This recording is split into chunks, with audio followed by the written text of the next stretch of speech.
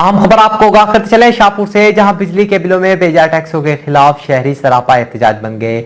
शाहपुर सदर बापटा ऑफिस के बाहर शहरियों ने एहतजाज किया। इस हवाले से मज़ीद जानते हैं बिग न्यूज के नुमाइंदे सज्जाद बदन की इस रिपोर्ट में।